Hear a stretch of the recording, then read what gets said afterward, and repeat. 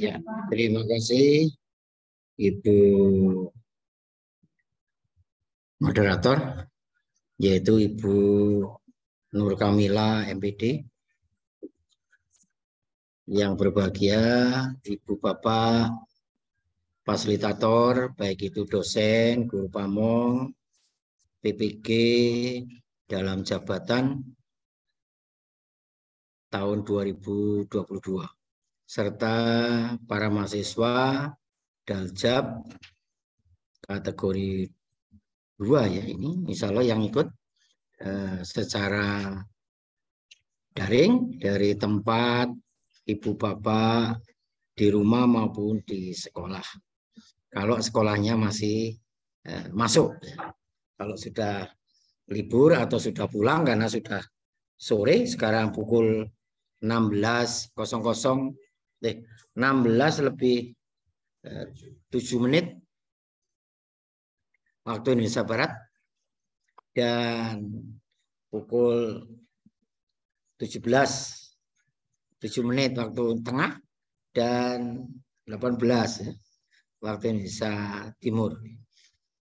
Mari kita panjatkan puja syukur kepada Allah Subhanahu wa taala karena kita masih diberi nikmat oleh Tuhan yang Maha Kuasa atas kesempatan untuk bisa ketemu di ruang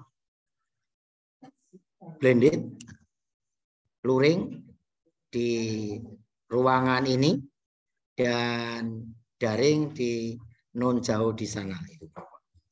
Dan sholawat dan salam kita aturkan kepada junjungan Nabiullah Muhammad SAW yang kita tunggu-tunggu syafaatnya dahulu kiamat nanti, amin, dan yang telah membukakan hati dan pikiran kita untuk kita selalu mau belajar.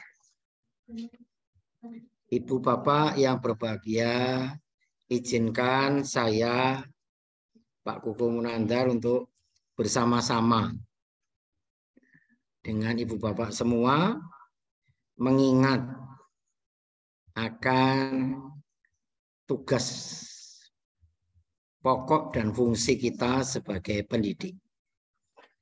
Tetapi pendidik yang bagaimana? Karena kita saat ini di abad 21 ini sekaligus di era diskusi kita dihadapkan dengan berbagai persoalan yang tidak menentu. Maka apa yang harus kita sikapi sebagai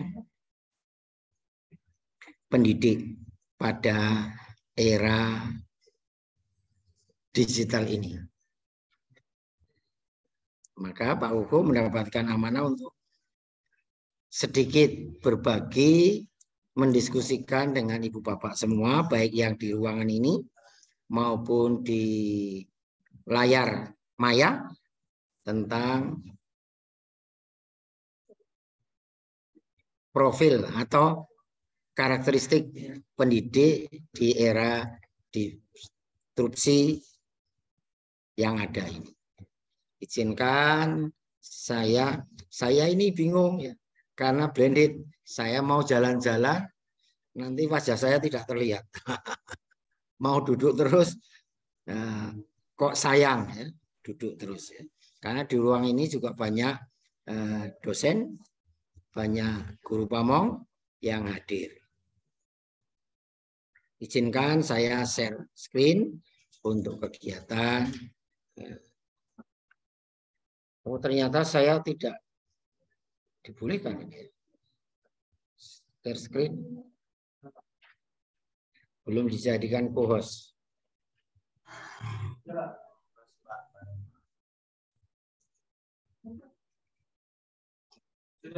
Ya.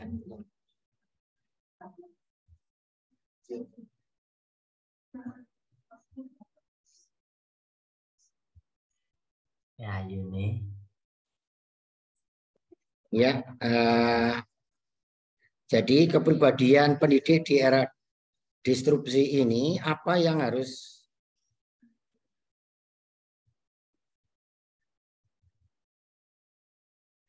kita lakukan. Ya, saya menyapa dulu para fasilitator, baik itu dosen maupun guru pamong yang berkenan hadir di kegiatan kuliah umum peningkatan kualitas kinerja pendidik di era digital yang diselenggarakan oleh Prodi Pendidikan Profesi Guru LPTK Universitas Muhammadiyah Jember tahun 2022, yaitu tepatnya pada tanggal 19 sampai 20 Desember 2022.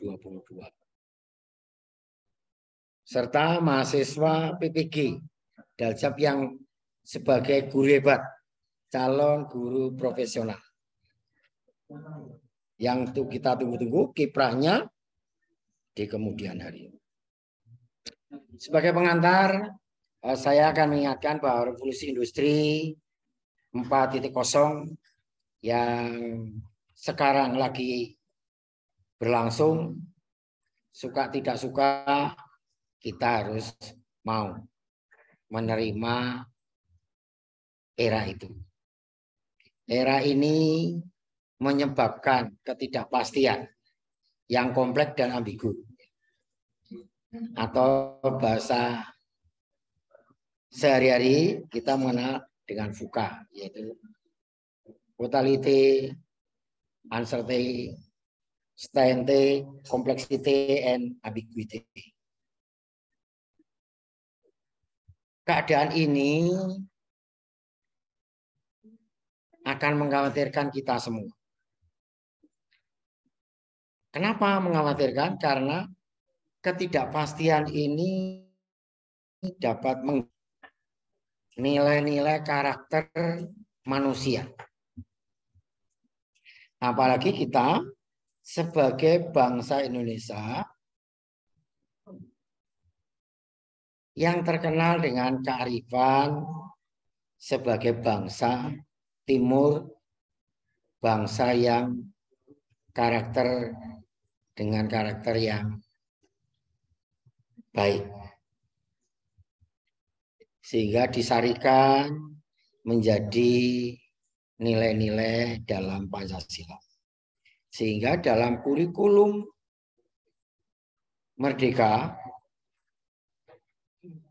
kementerian sampai memasukkan akan pembelajar Pancasila.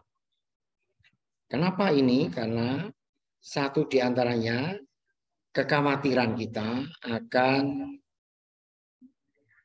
ketidakpastian dari revolusi industri 4.0. Untuk itu, Jepang sudah mengantisipasi pada beberapa tahun yang lalu dengan Super Smart Society atau lebih dikenal sebagai Society 5.0.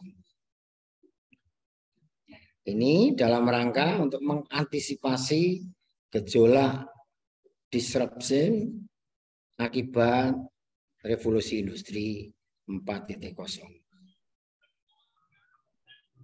Ini pengantar kita sebelum kita mendiskusikan tentang kepribadian pendidik dalam rangka era ketidakpastian ini.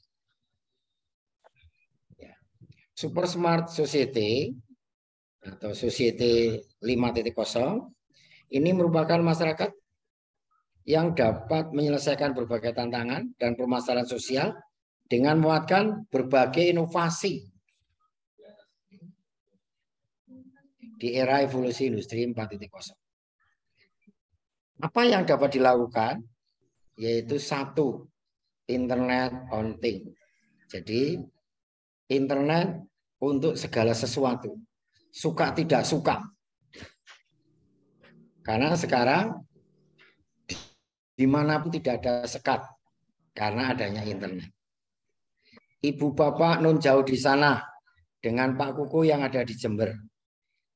Tidak ada sekat lagi karena adanya internet. Mungkin ibu bapak ada yang di Papua sana. ada yang di NTT, NTB, atau bahkan ada yang di Jember, walaupun dekat, tetapi terasa jauh karena tidak datang ke kampus. Karena perkuliahan ibu bapak yang daljam, kuliahnya adalah secara daring.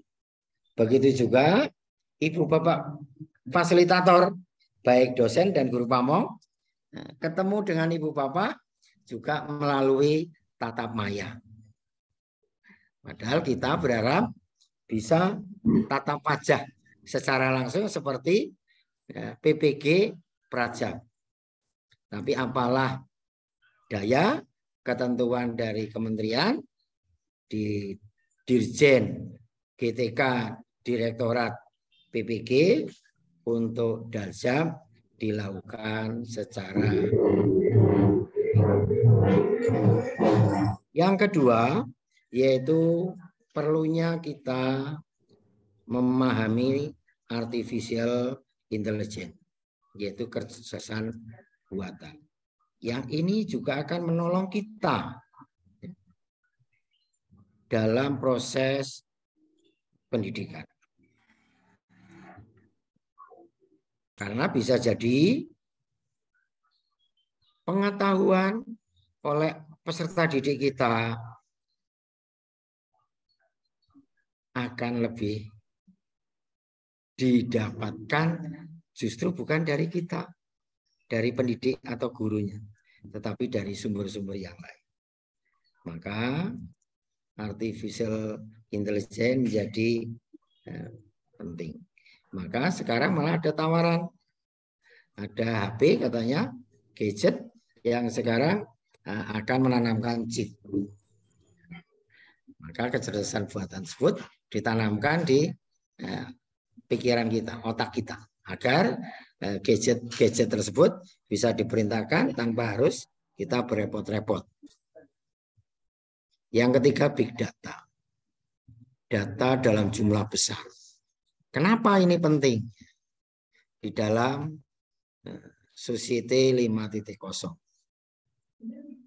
Karena dengan big data, kalau ini dihubungkan dengan marketing, luar biasa sekali.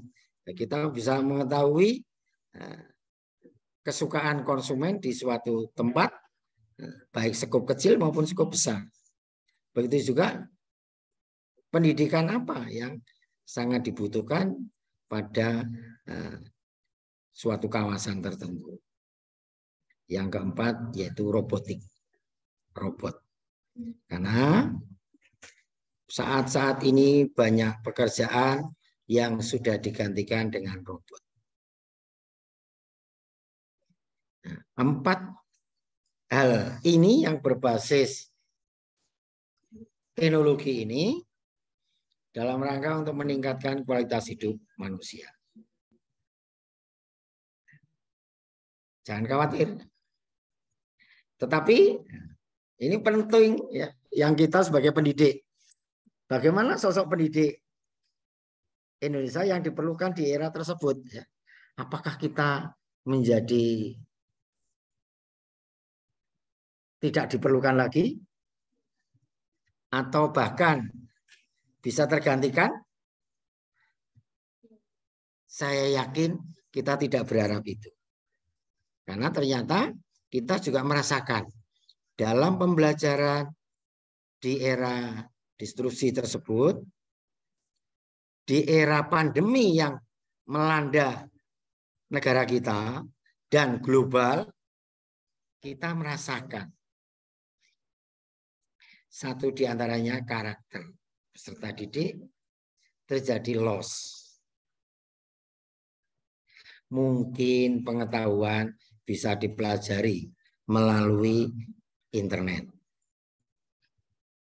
Keterampilan mungkin bisa digunakan dengan artificial intelligence, dengan robot dan sebagainya. Tetapi karakteristik menjadi barang mahal di era disrupsi ini. Apakah seperti itu? Nah, maka kita sebagai pendidik harus memiliki atau mempersiapkan diri atas keadaan tersebut dengan kemampuan yang harus dimiliki oleh pendidik, oleh guru di era tersebut.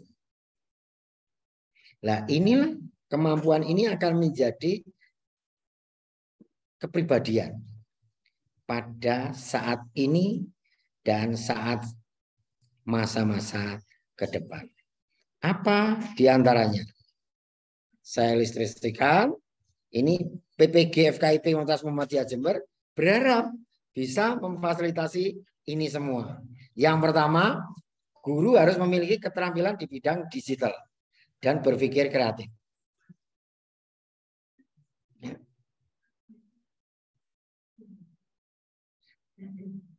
Suka tidak suka. Bapak Ibu guru yang hebat, Bapak Ibu dosen yang hebat, dan Bapak Ibu calon guru hebat, guru profesional, maka harus mempersiapkan diri akan kemampuan keterampilan di bidang digital dan berpikir kreatif. Jangan hanya berpikir biasa-biasa saja. Yang kedua, guru dituntut untuk lebih inovatif dan dinamis dalam mengajar di kelas. Karena sekarang kita sudah masuk lagi, sudah tatap wajah lagi, maka kalau tidak inovatif dan dinamis, seperti Pak Koko ini, hanya duduk saja ya. Pak Koko kalau jalan-jalan ini wajahnya nggak kelihatan ini ya. Kalau nggak kelihatan, gantengnya nggak kelihatan ini. Padahal Pak Koko sudah menggunakan udeng. Ini tujuannya biar tambah ganteng. Karena kalau tidak pakai udeng, Pak Koko budaknya kelihatan, rambut putihnya kelihatan. Maka Pak Koko menggunakan udeng. Ini adalah udeng dari Osing, Banyuwangi. Ya. Karena Jember, budaya di Jember adalah pendalungan campur antara Jawa, Madura, dan Osing. Maka yang khas ya pendalungan, campuran itu semua. Nah, yang ketiga yaitu tadi Internet of Things, virtual intelligence, reality, dan sebagainya. Maka harus dikuasai. Saya yakin kalau mahasiswa PPG Daljab usia masih imut-imut. Berbeda dengan Pak Koko yang sudah amit-amit.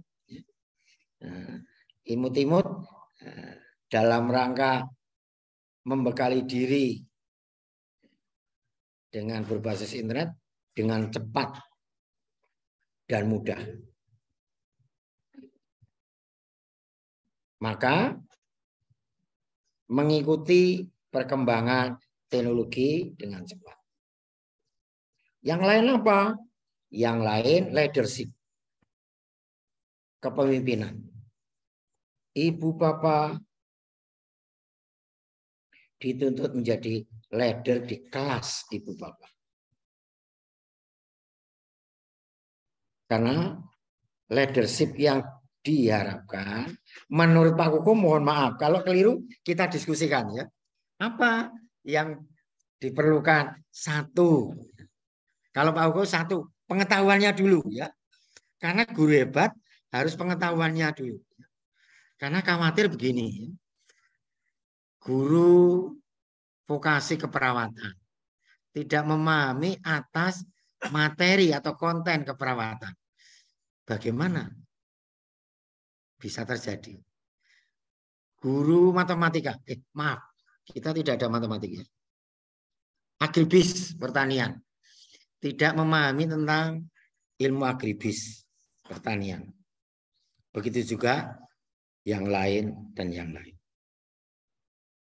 Baru kemudian yang kedua, yaitu jujur. Ada orang memang yang mengatakan, jujur dulu Bapak.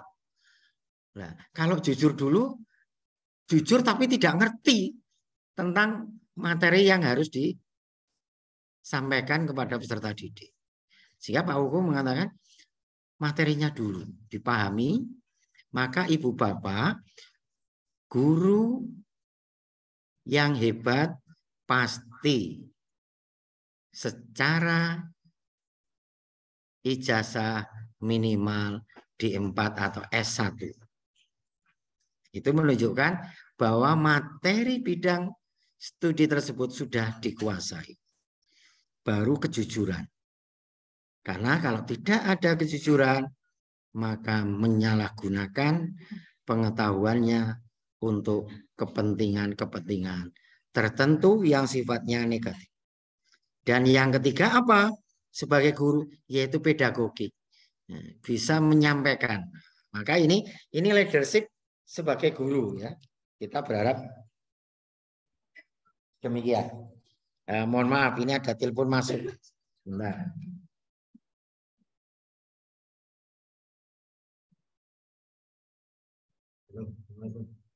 Bapak di lantai M.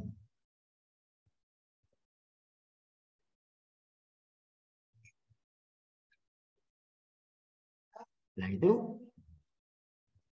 3 hal tersebut ya menjadi modal kita sebagai leadership di kelas. Yang selanjutnya digital literacy. Jadi literasi digital. Literasi digital ini banyak hal ya, dalam IT. Sampai anak saya ya berkelakar ya, karena beberapa waktu yang lalu mahasiswa sekitar 100 lebih ya, dari 300 yang tertipu oleh pinjaman online di Bogor dan sekitarnya, ternyata mahasiswa perguruan tinggi hebat 100 lebih, 130 lebih tertipu oleh pinjaman online. Nah, ini berarti literasi keuangan. Ini menjadi penting ternyata ya.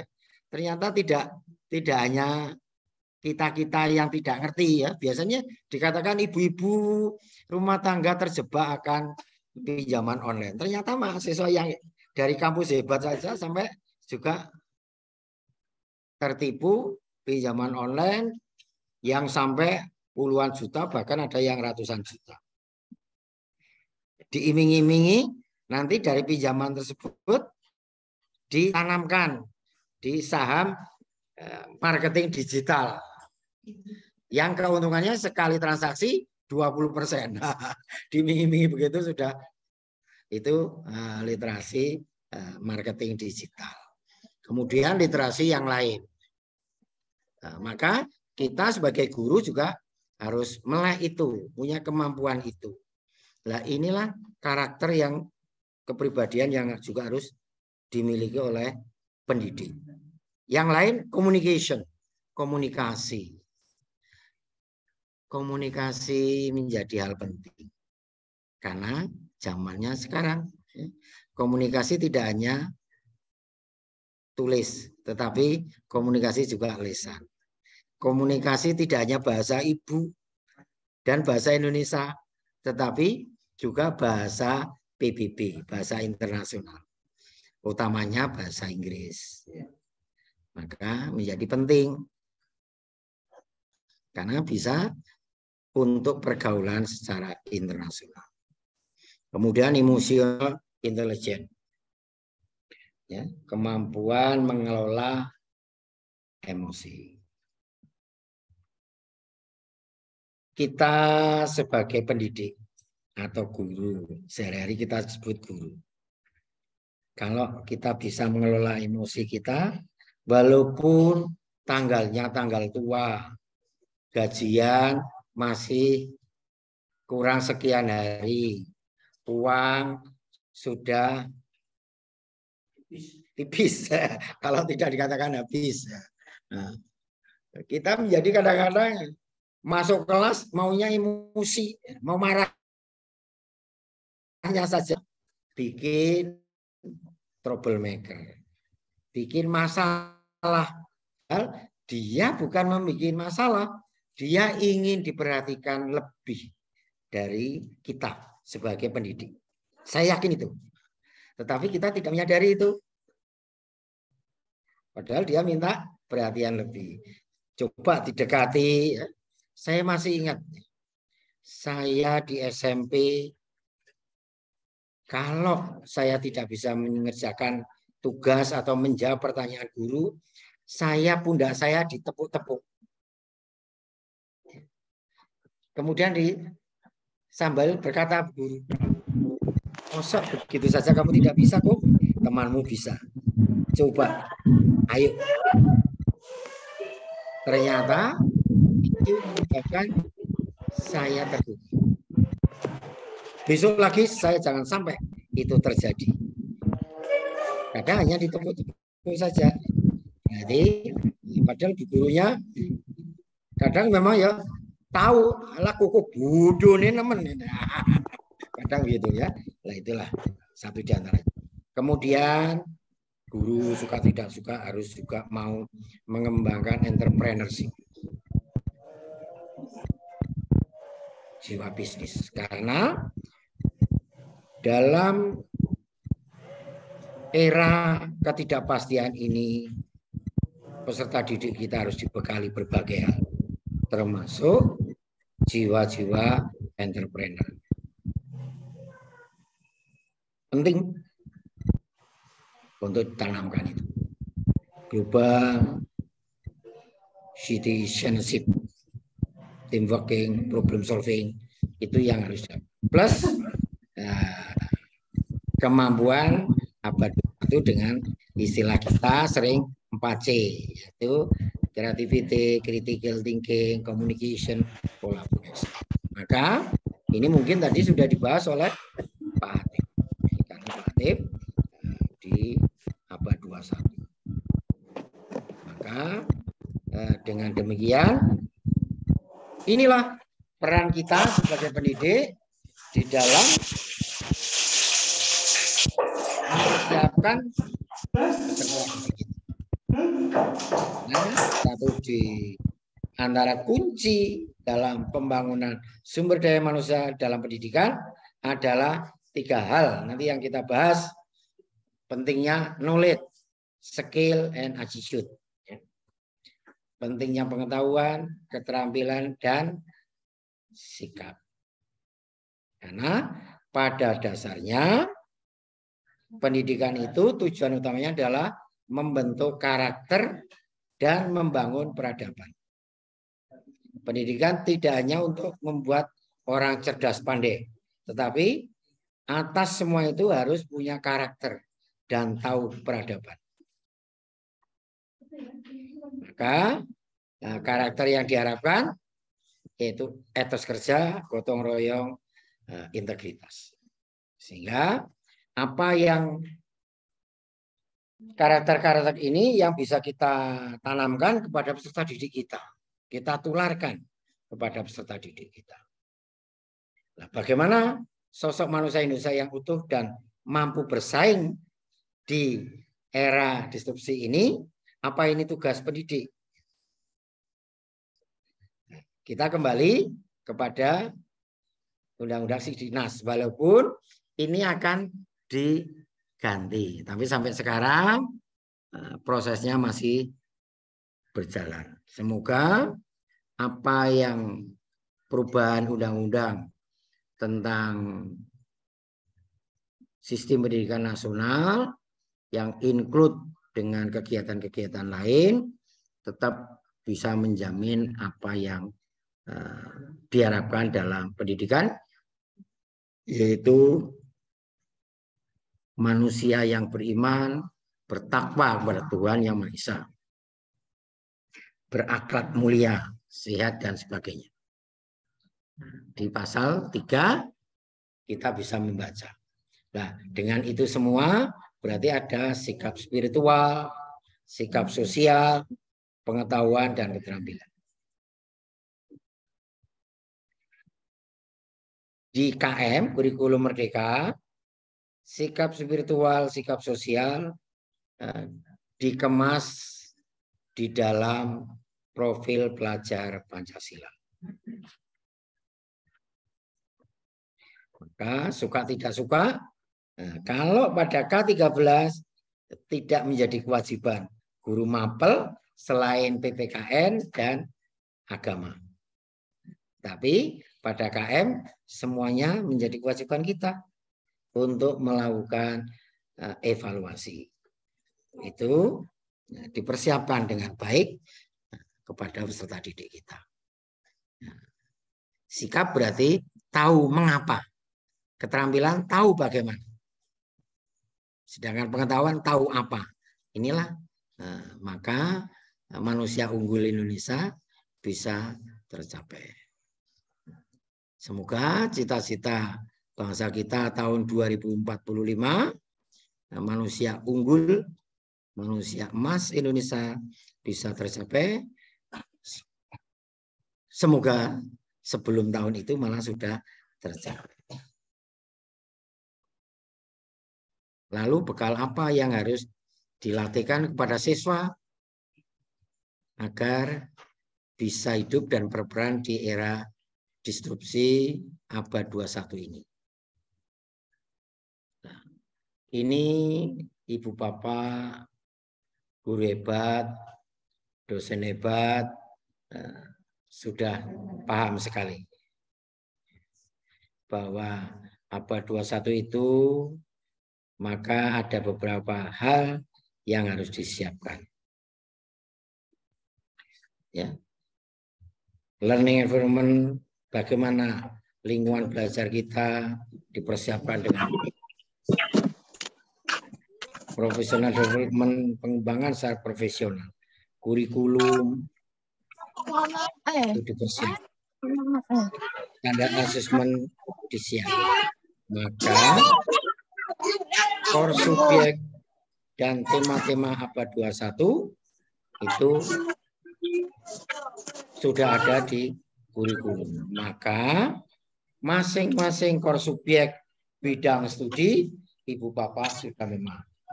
Sehingga dikuatkan dengan life and career skill. Apa life career skill? Yaitu kehidupan dan karir. Maka suka tidak suka kita harus menanamkan kepada peserta didik sebagai kepribadian kita yang ditularkan, kita harus mau fleksibel dan adaptif. Artinya tadi kita bisa berubah dengan segera. Karena memang disrupsi ini perubahan yang tidak kita duga-duga.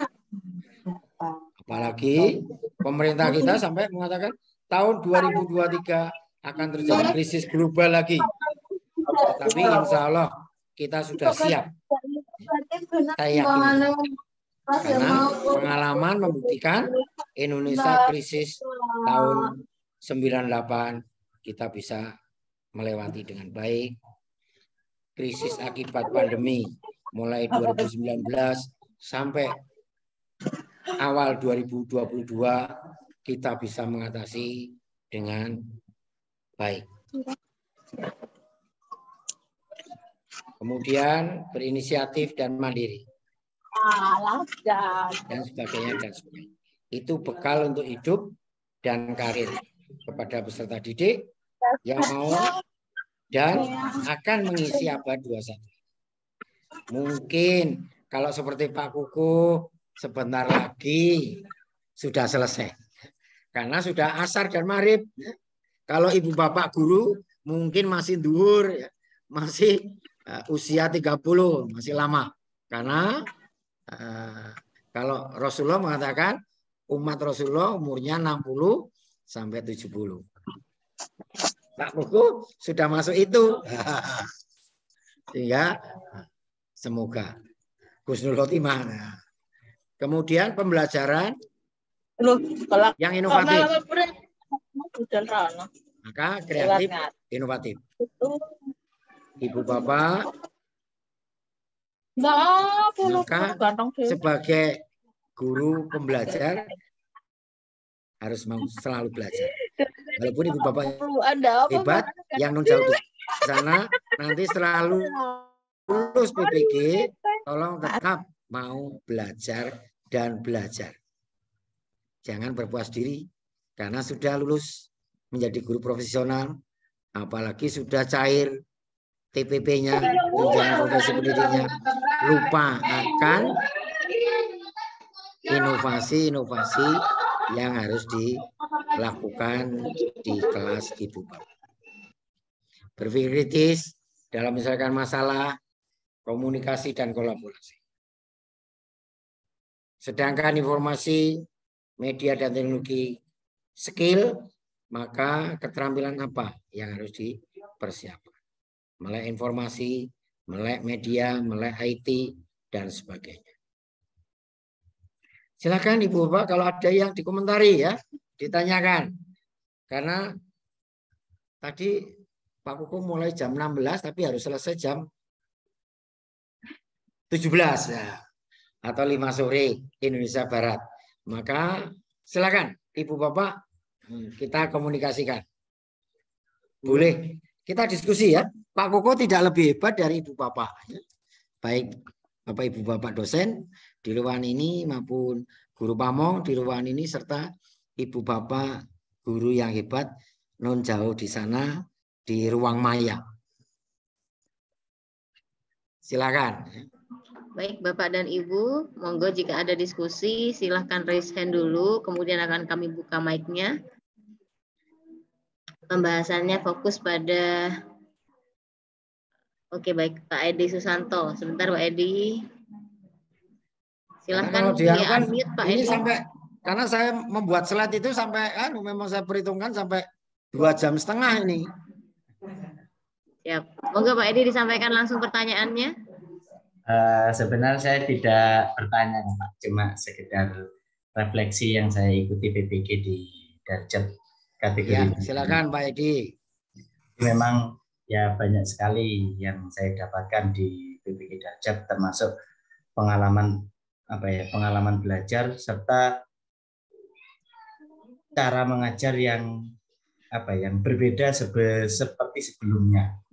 Dan ini juga akan menjadi refleksi saya. Nah, refleksi saya juga saya pribadi. Selain itu juga apa yang saya dapatkan di PPG Darjat ini nanti saya akan kita tularkan ke teman-teman ya teman-teman ya, alhamdulillah sekolah kami gitu. Karena memang berbasis sekolah kami memang swasta. Jadi kalau misalnya mengikuti PNS atau yang lain kan mereka harus keluar gitu. Tapi kan kalau di sertifikasi atau PPG sendiri itu kan tidak harus. Nah, insya Allah yang saya akan lakukan setelah PPG ini, nah insya Allah akan kita tular kepada teman-teman agar teman-teman itu tidak merasa gelagapan seperti saya. Insya Allah itu nanti akan jadi motivasi saya juga agar apa yang saya dapatkan tidak berhenti begitu saja. Nah, mungkin dengan cara saya berbagi inovasi-inovasi dari teman-teman saya justru malah menginspirasi saya pribadi. Gitu. Inginnya gitu Pak. Insya Allah itu Pak refleksi yang saya dapatkan ketika saya di PPG. Ya. Terima kasih Pak Edi Susanto. Semoga ini menjadi virus positif ya, bukan virus penyakit, virus positif yang bisa menularkan kepada teman-teman guru, kemudian anak didik kita, peserta didik kita, sehingga menjadi lebih baik. Insya Allah. Terima kasih Pak Edi Susanto. Terima kasih Pak Edi. Selanjutnya Pak Asep. Silakan unmute Pak Asep. Baik. Langsung ke pertanyaan Pak Asep ya. Ya, terima kasih Bu Nur Kamila. Barangkali menanggapi ya Pak Kukuh, mohon maaf sebelumnya. saya Asep Nurjaman pernah satu kali kuliah sama Pak Kuku ya, kelas B keperawatan dari Garut Pak Kuku. Tadi ada sebuah statement tentang tapi mohon maaf ya Pak Kuku, jika barangkali Ya. ini sebuah perspektif saya yang agak berbeda. Perihal pengetahuan dan kejujuran ya. Ya. Tapi hemat saya justru yang harus didahulukan tadi kan Pak Kuku mengatakan pengetahuan jujur gitu ya. Ya. Tapi alangkah lebih baik menurut saya jika kedua hal ini betul-betul sinergis gitu ya. Tapi justru yang menjadi pondasi menurut saya adalah kejujuran. Contohnya apa? Kenapa? Sekarang kan Indonesia tidak kekurangan orang-orang pintar. Tapi hanya sedikit orang-orang yang jujur. Makanya banyak merebaknya korupsi. Itu karena mereka pintar, cerdas korupsi gitu ya. Itu bukan, jadi maksud saya seperti itu, korelasinya antara kejujuran dan pengetahuan. Tapi dalam kasus tersebut barangkali perspektif Pak Kuku tadi kasusnya beda ya, barangkali berbeda. Tapi yang saya cermati dan sering saya tanamkan kepada peserta didik, jujur dulu saja ya, karena pengetahuan itu mah tergantung apa? Tergantung dari kemauan kita belajar gitu. Kita bagaimana bergegas membuang semua rasa malas gitu untuk terus membaca dan membaca gitu. Tapi kalau jujur itu betul-betul nilai-nilai yang harus ditumbuh kembangkan karena itu notabene datangnya dari nilai-nilai spiritual. Seperti itu Pak Kuku. Mohon maaf. Ya. Itu hanya hemat saya saja. Tidak masalah, no problem. Ya Pak Asep, makanya tadi saya mengatakan mungkin menjadi diskusi kita. Ya, sebagai guru saya mengatakan guru itu pengetahuannya harus disiapkan lebih dahulu. Kenapa? Karena guru punya kewajiban. Ya. Kan tidak bisa ya akan menjadi guru atau pendidik kalau tidak sarjana atau D4. Maka pengetahuan lebih didahulukan. Kemudian kalau Bapak Ibu menyampaikan sesuatu konsep, kalau Ibu Bapak belum memahami, itu bagaimana? Baru kemudian kejujuran. Sehingga saya mengatakan itu di ranah kita sebagai pendidik. Kemudian pedagogi. Bisa jadi memang kita secara pedagogik lemah. Maka ya semua juga bisa belajar. Tetapi memang semuanya kalau sinergi ya memang kita ibaratkan sinergi, artinya yang Pak nanti tadi mari kita diskusikan ya. Oke. Sehingga kita siapkan dulu sebagai guru, kan Ibu Bapak harus lulus D4 atau S1 ya. Tidak bisa Bapak Ibu kurang dari D4 atau S1 misalnya. Saya mengatakan begitu sebagai pendidik ya. Maka setelah itu kejujuran. Kejujuran itu bagian dari kepribadian kita. Memang ya, di profesi-profesi lain ya, ada kalanya memang jujur lebih dahulu. Karena pengetahuan semua bisa dipelajari. Begitu juga di guru sebenarnya iya, tetapi karena di guru ada syarat minimal ya, undang-undang mengatakan harus D4 ya, S1. Sehingga saya mengatakan kalau begitu harus pengetahuannya dulu. Pengetahuan itu tentang apa? Dengan konten yang Ibu Bapak akan sampaikan. Maka jujur. Karena memang guru kalau tidak jujur bagaimana? Dan pedagogi. Ya, 3 elemen itu. Tapi terus terang terima kasih Pak Asep. Mungkin profesi lain. Dan walaupun di profesi guru silakan. Ibu Bapak berpendapat jujur dulu. Dalam pemahaman tertentu. Baik, ya, itu baik. Terima kasih Pak Asep. Terima kasih Pak Asep dan Pak Dr. Kukuh. Monggo Bapak Ibu yang lain apabila masih ada pertanyaan bisa disampaikan. Link untuk presensi juga sudah kami bagikan di kolom chat, bisa diklik. Pak Kukuh ingin melanjutkan? Monggo Pak Kukuh. Silakan Ibu Bapak. Bisa raise hand dulu, kemudian akan kami bantu unmute. Monggo hanya seperti tadi ingin refleksi atau ingin ada pandangan lain tentang yang disampaikan pemateri kita pada sore hari ini. Biar tidak biar tidak ngantuk. Yang Indonesia Timur ini sudah malam ya. Sudah gelap. Sudah gelap ya. Jadi karakter atau kepribadian apa yang harus disiapkan oleh kita yang harapannya menjadi habit ya. Yaitu memungkinkan satu strategi untuk belajar relevan dan konteks dunia. Jadi kalau anak didik kita diberi kesempatan belajar itu tidak hanya dari sumber buku, sumber guru, tetapi juga harus diberi kesempatan menggunakan internet. Internet untuk sesuatu. Karena dengan internet, tetapi anak didik kita harus literasi internet harus dipahamkan sehingga bisa memilah dan memilih. Karena internet juga bisa menjadi sampah kalau tidak bisa memilah dan memilih. Kemudian komunitas-komunitas belajar dilibatkan ya. Karena sekarang suka tidak suka. Anak didik kita untuk belajar tidak hanya dari guru ya. Contoh ruang guru menyediakan pembelajaran secara daring. Ya. Tidak hanya itu ya, banyak yang lain.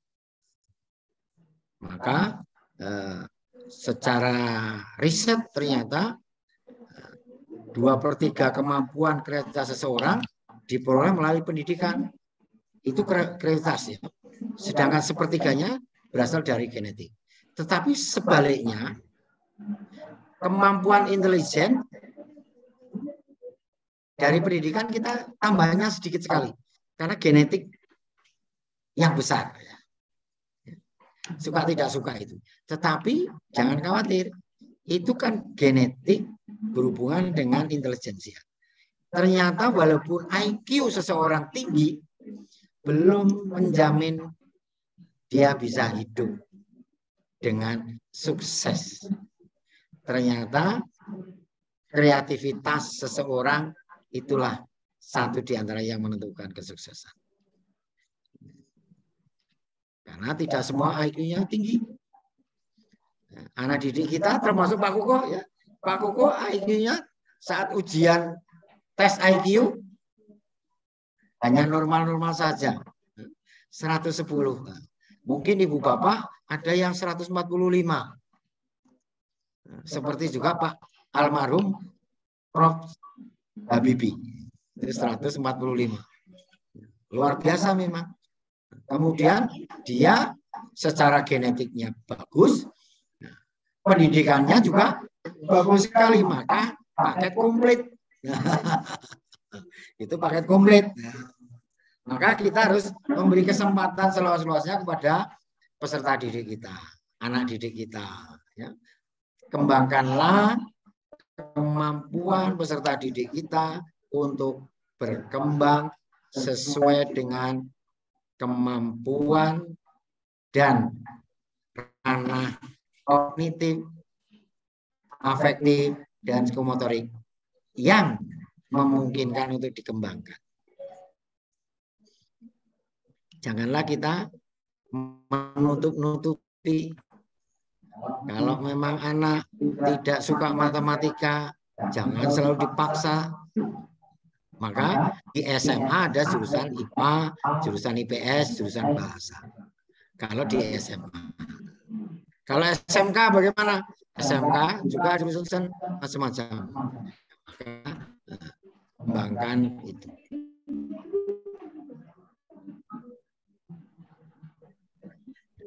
Maka kalau pembelajaran berbasis intelijensia tidak akan memberikan hasil yang signifikan. Karena peningkatannya hanya 50%. Ini hasil penelitian. Tetapi berbeda lagi kalau pembelajaran berbasis kreativitas. Itu ternyata meningkatkan hasil sampai 200%. Jadi Bapak Ibu, bagaimana hebatnya ya. Anak didik kita tidak semuanya IQ-nya tinggi. Guyonan Pak Hugo, di perkuliahan kelasnya Pak Hugo, kan ada peserta didik kita memang yang loading, ya, muter terus. Maka beri kesempatan waktu lebih lama untuk dia berpikir. Maka kalau Bapak guru hebat bertanya kepada peserta didik, janganlah langsung tunjuk orang untuk segera berilah kesempatan berpikir. Dan ibu bapak guru hebat, janganlah berpuas diri. Kalau sudah paham Bu. Sudah langsung, oh ya sudah lanjut. Coba kalau sudah mengatakan paham, satu di antara yang sudah paham-paham tersebut ditanya. Dan diberi waktu untuk berpikir. Apakah benar jawabannya? Apakah keterampilannya sesuai dengan yang diharapkan? Maka akan ketahuan. Oke, dan selanjutnya karena ini saya ini bingung ya waktunya. Oke lah ya. Semoga bisa di kesempatan lain. Sehingga ini saya contohkan karakter multidimensi dengan banyak wajah.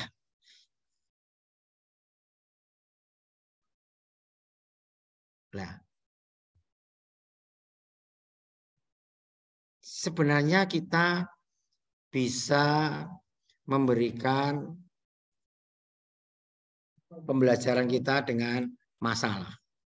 Sehingga kalau kita ingin anak didik kita, peserta didik kita mengembangkan proses berpikir, maka kita menggunakan problem based learning atau project based learning. Walaupun tidak semata-mata itu, tetapi dengan itu peserta didik kita pasti berpikir.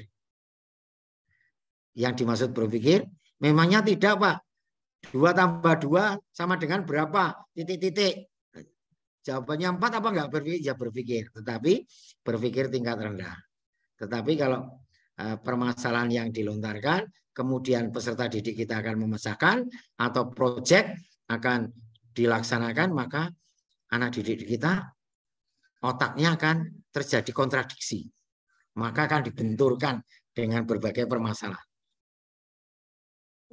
Maka kalau itu berbasis masalah, maka kan saya mengatakan orientasikan siswa pada masalah.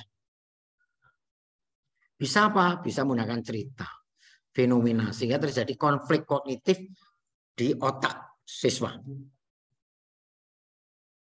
Tetapi Bapak guru hebat harus mau memfasilitasi siswa untuk merumuskan masalah.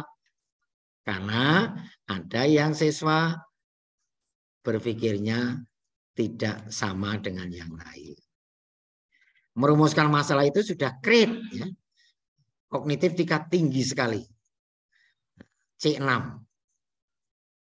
Kemudian siswa akan dengan masalah tersebut akan merancang cara menjawabnya. Berhipotesis. Itu berpikir tingkat tinggi semua ini. Tingkat tinggi semua. Maka setelah itu siswa akan kita bimbing untuk melakukan eksplorasi dengan pengamatan atau bereksperimen. Kemudian kita bimbing untuk mengkomunikasikan temuannya. Lakukan konfirmasi dan negosiasi. Kalau itu terjadi seperti tadi, saya dengan Pak Asep misalnya, ya kita negosiasikan. Nah, kasus yang ini mungkin demikian, kasus yang ini demikian. Akhirnya gunakan fenomena yang ditemukan sebagai visual analogi sikap atau karakter. Karakter bagi peserta didik kita. Sehingga karakter peserta didik kita menjadi apa? Tidak segera mudah memutuskan sesuatu. Tetapi tetap dinalar. Nalar tersebut berdasarkan data dan fakta. Itulah harapan berpikir yang kita itukan. Sehingga Pak Kuku izin menggunakan contoh visual analogi sikap dalam pembelajaran biologi atau IPA terpadu, yaitu menggunakan perkecambahan. Modelnya biji yang kita kecambahkan. Pertama, kita akan memahamkan konsep tentang perkecambahan biji. Ternyata biji bisa berkecambah apabila embrio biji masih hidup. Kemudian bisa menerobos kulit yang keras. Ada yang menggunakan air, maka menjadi pori-pori, menjadi terbuka. Maka embrio bisa tumbuh menjadi akar dan menjadi daun. Ada yang harus dengan shock terapi, dengan panas, diberi perlakuan panas, dicelupkan dengan air hangat sesaat. Ada yang harus digosok. Itu konsep-konsep untuk embrio dalam biji bisa keluar, bisa berkecambah. Kemudian bahwa perkecambahan tidak butuh sinar matahari. Sehingga jangan sampai Bapak Ibu guru bahwa biji untuk berkecambah perlu dilewatkan sinar matahari. Ini yang guru biologi dan mungkin guru keperawatan yang ngajar biologi. Guru PAUD ya, ternyata diingatkan oleh Ibu Dia. Maka konsep-konsep dalam perkecambahan bisa disampaikan. Ini penting ya. Kemudian dari model perkecambahan tadi menampilkan sikap apresiasi terhadap hak dan kewajiban. Ternyata daun mempunyai kewajiban untuk melakukan proses mendapatkan makanan melalui fotosintesis. Akar mempunyai kewajiban mencari air yang akan digunakan untuk proses metabolisme yang lain. Itu disampaikan. Begitu juga pada materi-materi yang lain. Ini karena Pak Ugo background-nya biologi. Kemudian apalagi yang perlu disampaikan? Dengan demikian kita bisa mengolah dan mengembangkan rasa humanitis. Kemanusiaannya apa?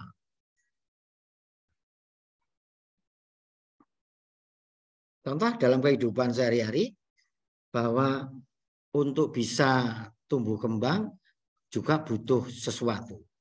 Butuh bantuan. Contoh tadi berkecambah, konsepnya bisa jadi perlu air agar pori-pori di kulit biji bisa membuka, bisa menjadi sedikit terbuka. Maka itulah yang menyebabkan embrio bisa tumbuh dan berkembang. Ada yang tadi orang butuh, ada kalanya memang butuh sesuatu yang lain. Jadi terapi panas harus dipanaskan dulu.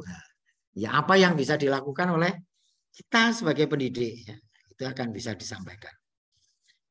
Kemudian dari model perkecambahan juga bisa kita mengembangkan sebagai profil pelajar Pancasila, yaitu hendaklah takut kepada Allah. Kok bisa begitu? Dari mana kita dari perkecambahan takut kepada Allah? Ternyata dalam Quran surat keempat ya dikatakan ayat 9, hendaklah takut kepada Allah, orang-orang yang seandainya meninggalkan di belakang mereka anak-anak yang lemah, yang mereka khawatir akan kesejahteraan. Karena Allah memang memberikan sesuatu, rezeki masing-masing.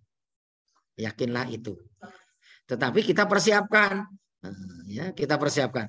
Ini bisa juga kita menggunakan model kupu-kupu. Kita bisa banyak hal kalau di biologi ya. Begitu juga di pembelajaran yang lain. Bisa digunakan Ibu Bapak saya yakin bisa menggunakan model-model apa yang bisa kita mengkolaborasikan kegiatan pembelajaran kita, baik itu konsep atau pengetahuan, keterampilan, dan sikap. Maka anak didik kita menjadi anak didik yang paripurna. Nah, ini Pak Kuku punya, mohon izin, punya dialog imajiner. Alkisah terdapat seorang laki-laki lulusan SMA. Semasa belajar di sekolahnya, ia tidak mendapatkan pengetahuan, keterampilan, dan sikap yang sesuai dengan kebutuhan hidupnya. Sehingga ia tidak dapat diterima jadi pegawai di perusahaan manapun, instansi manapun. Akhirnya ia menikah, berkeluarga. Karena berkeyakinan bahwa hidupnya juga untuk berkeluarga. Pada suatu hari ia terdesak kebutuhan. Anaknya yang baru lahir memerlukan susu. Kenapa?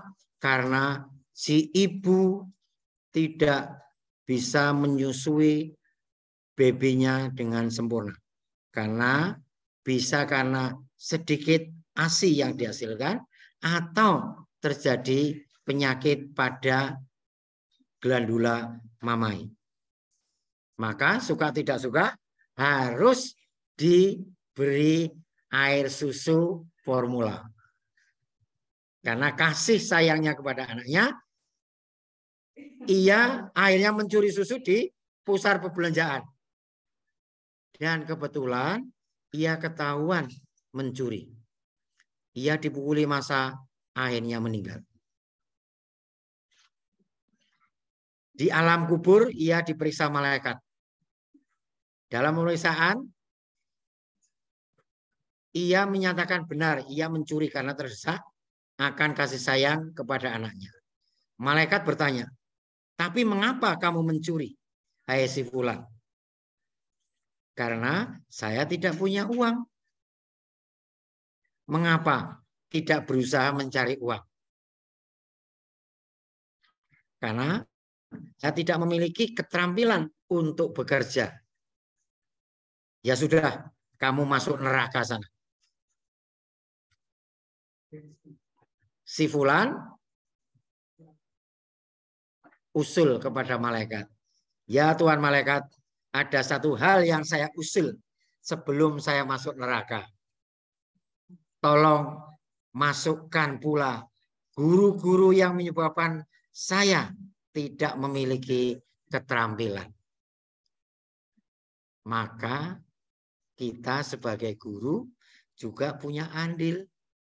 Sebagai pendidik kita punya andil atas ketidakmampuan hidup peserta didik kita di kemudian hari.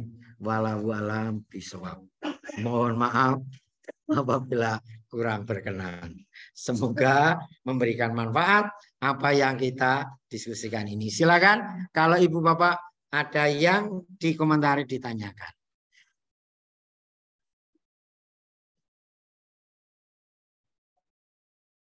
Semoga Ibu Bapak menjadi guru-guru hebat, menjadi guru-guru seperti yang guru pakai baju pramuka ini.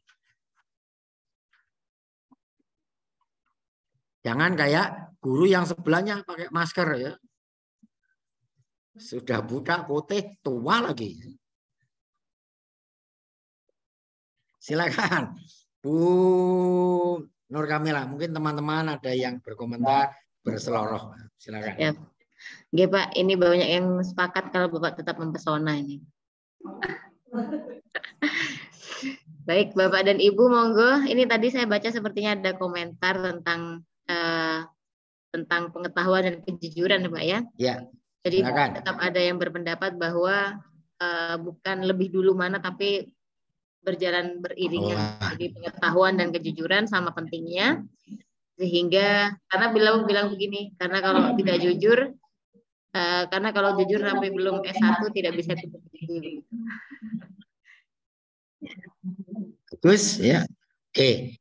Ya kalau sudah Bapak Ibu sudah lulus S1 D4 ya, harus ya seiring sejalan. Jujur jangan di nomor 2 kan. Tetapi juga pedagogik ya.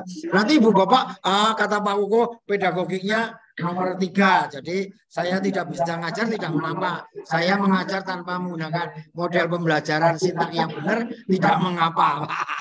Gawat, saya tidak melakukan evaluasi dan evaluasi yang didapat tidak menjadi refleksi bagi guru untuk perbaikan pembelajaran selanjutnya. Ya jangan, ya tetap seiring sejalan. Ya. Guru hebat kan harus begitu kalau sudah berjalan. Tetapi kalau ini tadi saya mengatakan tingkatannya, oh guru kan harus lulus dulu D4, S1. Karena guru tidak bisa D3. Nah, sekarang tidak bisa D3, harus D4. Tidak bisa D1. Yang dahulu masih bisa. Bahkan dari SGO atau SGA bisa.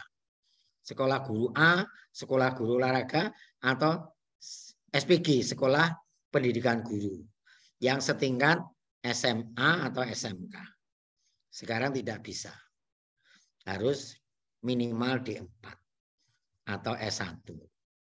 Karena kalau D4 berarti jalur vokasi.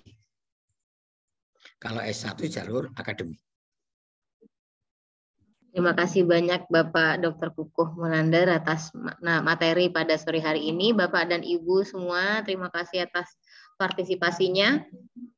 Pada sore hari ini kita sudah mendapatkan ilmu baru tentang bagaimana menjadi pendidik di era disrupsi digital ini. Meskipun mungkin tidak mudah bagi sebagian dari kita, terutama untuk mengikuti cepatnya laju teknologi. Namun insya Allah kalau sudah guru profesional, sudah semangat untuk belajar, tidak ada masalah untuk mengikuti cepatnya arus zaman. Ya baik Bapak dan Ibu, mari kita tepuk tangan bersama-sama untuk Bapak Dr. Kukuh Munandar.